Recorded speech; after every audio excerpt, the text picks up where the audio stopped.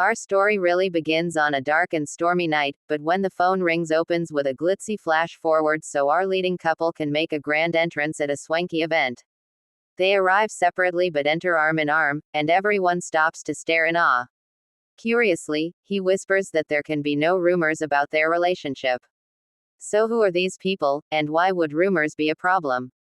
Well, he's Blue House Press Secretary Baek Sa-yeon, Yoo Yeon Sok, and she's Hong Hee-ju, Chai Soo-bin, his secret wife. Theirs is a loveless marriage arranged by their powerful families, and no one outside of immediate family knows who Sa-yeon's wife is, let alone what she looks like. But, as we gradually learn, Hee-ju wasn't even supposed to marry him originally, her sister was. Said sister ran off on their wedding day, so Hee-ju became the substitute bride or, as Sa-yeon put it, his hostage. The other important thing to know about Hee-ju is that she has selective mutism and works as a sign language interpreter for a broadcast station. On the aforementioned dark and stormy night, Sa-yeon is again talking about hostages, this time on national TV as he coldly announces the government's refusal to negotiate for the lives of a group of hostages on foreign soil. Hee-ju, as she often does, expresses silent, private disgust for him while feigning meek indifference in front of others. While driving home that night, Hee-ju's car is hijacked by remote control. She's locked in, unable to control the wheel or brakes herself, and helpless to stop her hijacker from getting into the backseat and holding her knife point. He forces her to drive again while he calls Sa-yeon to demand a ransom, only for Sa-yeon to assume it's a prank or scam call and dare him to make good on his threats to harm his wife. "Call me when there's a corpse," he adds, and hangs up. This agitates the hijacker and devastates Hee-ju. When it's clear no help is coming, she crashes the car and, somehow, makes it home largely unhurt. She doesn't tell Sa-yeon what happened, but he's just unsettled enough to stay on his guard and keep Hee-ju close to him. Which is how she ends up attending the event we saw them enter at the beginning. She's here as an interpreter, though, and almost immediately has to clarify, like that she's not his wife. Sa-yeon adds that his wife is kept hidden because she's his weakness, which thoroughly enrages Hee-ju. She knows what it's like to have a weakness, hers is her father, whose medical care only lasts as long as she cooperates with the contract marriage, and Sa-yeon certainly didn't sound concerned about her well-being last night. She takes him to task for it, in sign language, which he doesn't understand, and then storms off.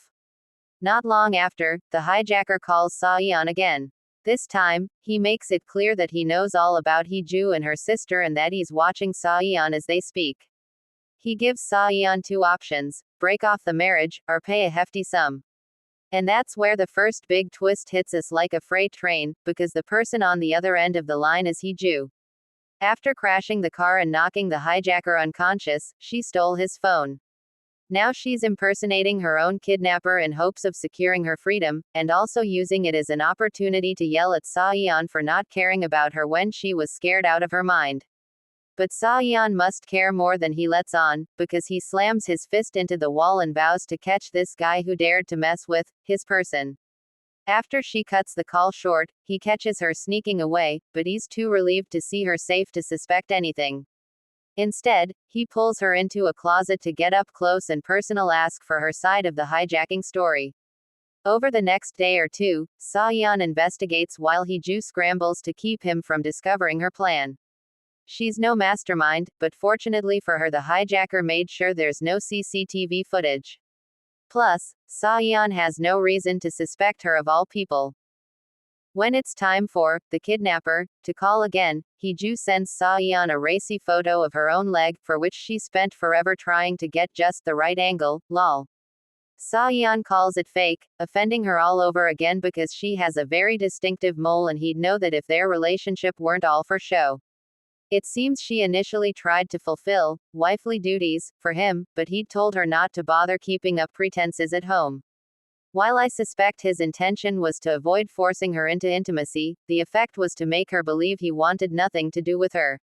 In any case, Hee-ju gets so worked up now that she scolds him for not knowing what his own wife's leg looks like and dares him to check for himself. Only after hanging up does she realize what she just said. Sa-yeon does barge into her room that night, but ultimately leaves without checking her leg for moles. Then he weirds her out the next morning by cooking breakfast for the both of them, unprompted. Between the leg photo and hearing about a chance meeting between Hee-ju and an old, very handsome, college friend, Seo-yeon is already primed for jealousy when his reporter friend suggests the supposed kidnapping might actually be an affair. So he's even less cooperative when, the kidnapper, calls again. Hee-ju loses patience quickly, but the call is cut off by a loud noise, and that night Seo-yeon doesn't come home. When Hee-ju turns on the news the next morning, she's greeted with a recording of her own, voice-modulated phone call to Seo-yeon, which is being used as evidence related to an office bombing last night. While she's still reeling, Seo-yeon turns up looking disheveled and desperate. He's struggling to reconcile the wife he's known for 3 years with the clues he's been picking up over the past few days, and he needs some kind of confirmation as to what she's really like, starting with that mole on her leg. But there's one more twist for us this week, because an epilogue offers more insight on the blackmail that led to the arranged marriage. Hee-ju's sister was apparently holding family secrets over Seo-yeon's head. Rather than meet her demands, and rather than let Hee-ju be forced into marriage with another, reportedly horrible, man, Seo-yeon had decided to swap out his own bride. Second episode ends here.